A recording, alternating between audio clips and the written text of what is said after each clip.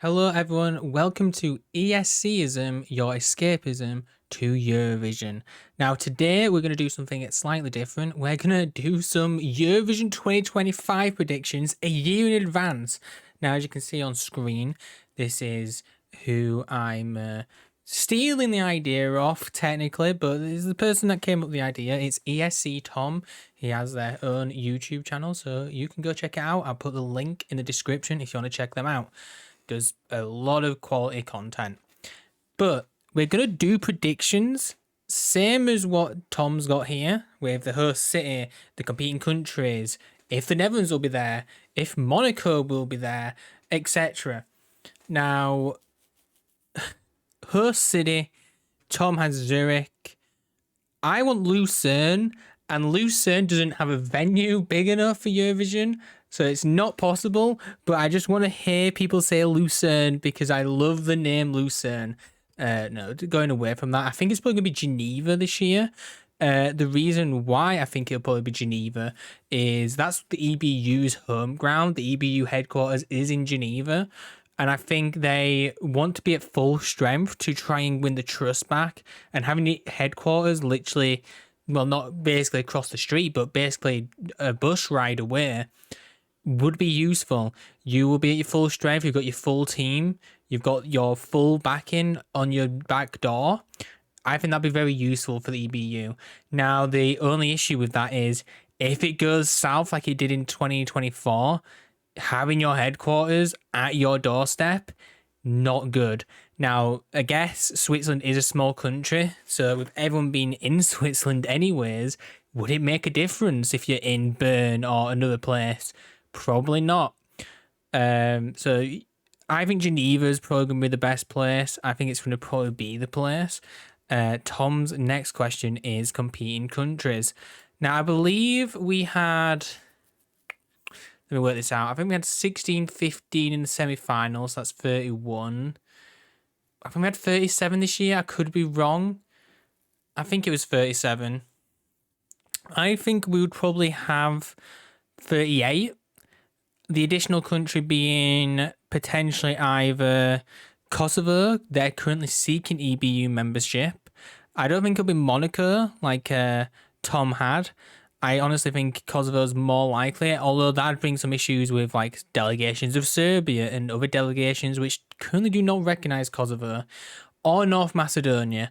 I think North Macedonia is the most likely country to come back, and then Kosovo is like a shot in the dark. So I think one of the two will definitely come to Eurovision this next year. Now, the Netherlands, will they be there? The simple answer is yes. Even though the whole drama of Netherlands this year, Netherlands will be there because the cost of entering Eurovision is only around 200 to 300,000 for the Netherlands. Of course, for the Big Five, it's a lot more. Like for the Big Five, I think Spain paid 320k in 2022, and I think it got higher because of the with Russia's expulsion and suspension from Eurovision, and I think UK's might be higher than that. So I think Netherlands is lower than that, just because if 320k is for a Big Five country, it'll probably be roughly 250k to 275, I'd say. And the money spent on that, you probably get back from having Eurovision on your screens, I would feel like. So yeah, I think Netherlands will be there. Next up, the next question, will Monaco be there? My answer is no. I feel like Monaco, similar to like football, isn't Monaco just France? I know Monaco is its own country, but anytime you think of someone who's born in Monaco, they normally play for France. If they support Monaco, you basically support French stuff, you know? So I feel like Monaco's entry just doesn't matter. I mean, Monaco could enter. I mean, Monaco's full of rich people, but whatever Monaco station would have to pay 200 odd K, probably a bit less, you know, less than the Netherlands.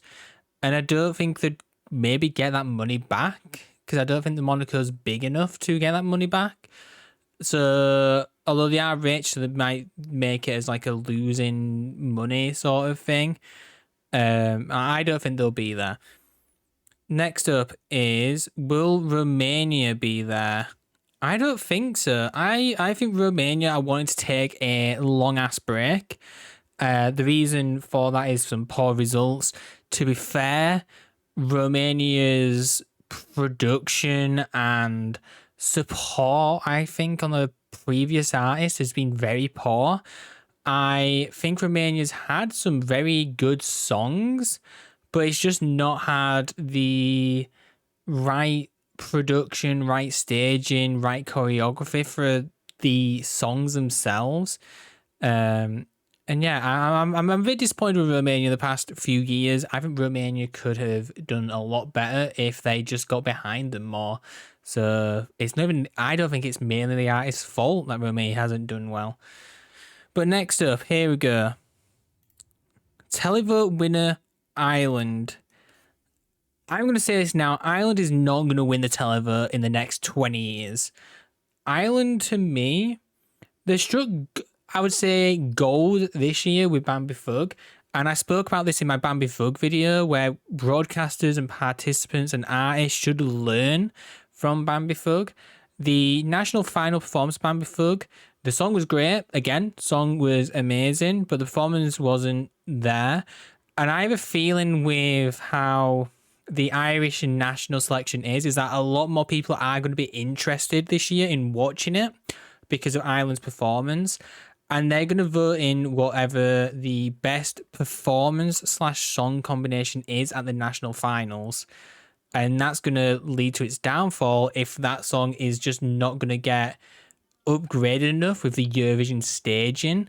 Of course, I've said this in the past. There's some performances in national finals which are the best on the night, but because it's quite generic, it just didn't get upgraded like Eurovision staging, and it kind of fell flat in the finals. And I feel like that's Ireland's destination next year. I would not be surprised if they don't make the finals. I'll be proven wrong, because all they need is an artist who has the best song by far, who also knows how to, who already has that performanceship to have a good staging at the national finals. And then you're good to go, basically. Shouldn't really use that, should I? You're good to go. No one's not really a big fan of you good to go right now. I didn't say who I think will televote winner be. I'm going for Iceland. Now, Iceland have not made the finals in the last 2 years. You know what's going to happen this year? Dalfreyr. They're going to go to Dalfreyr and go, you know what? Get your green sweater on. Get your face on it. You didn't perform for Iceland yet on the Eurovision stage. You have performed on it in an interval act, but we're getting you out there again. Get the whole crew out. Come on. They're going to do the little dance, you know, little dance on the stage. Everyone's going to be doing it on TikTok, on YouTube Shorts, all over the internet, all over social media. And then they're going to win the televote. And maybe they'll win. We'll see.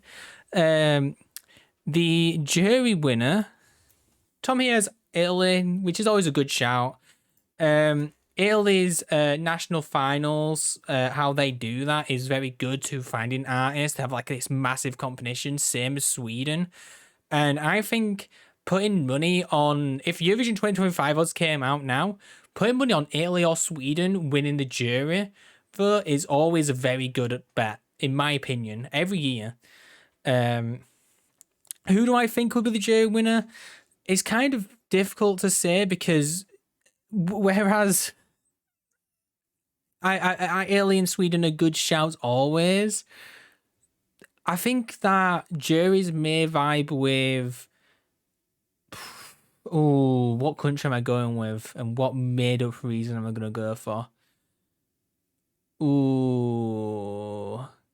I think Spain. I think Spain's been on good track this year. I think Spain know how to make a Eurovision song and make it well. This year, I don't think it went down too well just because there was a lot of good Eurovision-esque songs. But I think the previous years before that, trying to think of the name. I know the artist name, Chanel. What was the name of the song? Oh, that's gonna haunt me. I can't think of the song. I can't think of the song name. I'm sorry. The same year that Sam Ryder was about, 2022. Chanel was a really good performer, and I think that Spain's getting back on track nowadays. And I think Spain might come up with a very good Spanish song and end up doing well. I think Spain are very hopeful of hosting a Eurovision. They are hosting the Junior Eurovision in 2024. I think their main goal is to try and win a Eurovision and host a Eurovision. You can kind of see that with the songs ascending. Same with France. I think France are ready for that. And I think Spain will probably do very well in the jury vote. Italy will also do well. Sweden will also do well, in my opinion. I think them three countries are always good bets for the jury vote. Now, the next one is top three. Now, Tom's gone for Czechia, Ukraine, and the Netherlands. I think Ukraine's always a good shout for being top three because I think they're going to always get a decent amount of televote and jury vote. They do seem to always have a song which is Eurovision-esque where the audience really like it, but also very lyrical that the juries enjoy it. So Ukraine's always a good shout for being a top three. Czechia is a bit of a out there shout. That is, I think Czechia is also on an upwards trend with like the odd year where they're not sending the best song in the world. And Netherlands are definitely improving a lot. Again, I think they're having an upward trend with the odd year being fairly bad. I mean, even though I loved last year's entry with Dion, with Burning Daylight, I definitely didn't think it was Eurovision-esque. I think it was a very strong, a very strong song that may have done well on the radio and things like that. Who do I think is going to be top three? Well, my winner is Iceland. I think Dal Freyja's coming back and Dal Freyja's going to win. Even if they say that they won't do Eurovision ever again. I think they will. I think Iceland will literally beg them. I think Iceland wants to host a Eurovision. I doubt that. But I think Iceland will win. Second, I'm going to actually agree with Tom. I think Ukraine will probably get second. I think they're just constantly sending out bangers and doing really well.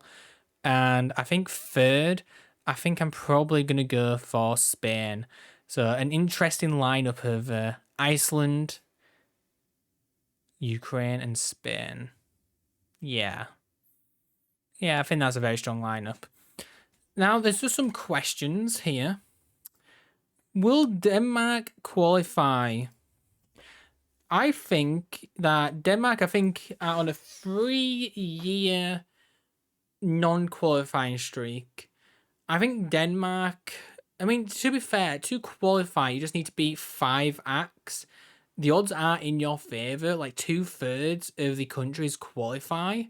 So I think Denmark will qualify because I think Denmark may... Ben and Tan that year, yes. 2020, unfortunately, couldn't compete because of COVID and things like that. I think Denmark will send a good enough song to qualify. I'm trying to think of other Danish entries. Ready, the show. I didn't mind that song, but I definitely didn't think it'd qualify. I'm trying to think of the other songs. The other two, this year's wasn't that great. And then what year am I missing? I'm missing 2022 Denmark. No, it's not coming to me. Yeah, it can't be memorable if I can't remember it. So yeah, the very last question is, will Celine Dion be there? Now, I'm gonna say in person, no. On a video, maybe. I believe Celine Dion is ill with some sort of illness. I will quickly double check that because I don't want to be wrong on that because I don't want to get people worried. Celine Dion is ill with something. So Celine Dion revealed in December 22 that she'd been diagnosed with stiff person syndrome and would be postponing dates for a tour. And then she cancelled the tour in May 2023. So I don't think Celine Dion will be there in person because I think she'd rather be around her family and doesn't want to be flying to Switzerland for that. I think on video, maybe. Definitely maybe. But yeah, those are my predictions. Now I need to try and remember them off so I can just say them off by heart. So, host city, Lucerne, even though it's not possible. Probably will be Geneva. Competing countries, 39. The Netherlands will be there. Monaco won't. Romania won't. The televote winner for me was Iceland. The jury winner for me was Spain. And my top three was Iceland. I nearly said Ireland. Iceland, Ukraine, and Spain. Will Denmark qualify? Yes. Will Celine be there? No, in person. Maybe on video. And yeah, we'll come back to this in a year's time and just see how horribly wrong I was. Let me know yours in the comments. I will post like a similar thing to Tom here in the comments, which you can copy and paste. And you can also come over to this tweet. I will link this tweet in the description and you can comment on there as well. As guys, this has been ESCism, escapism to Eurovision. See you all next time. Bloop.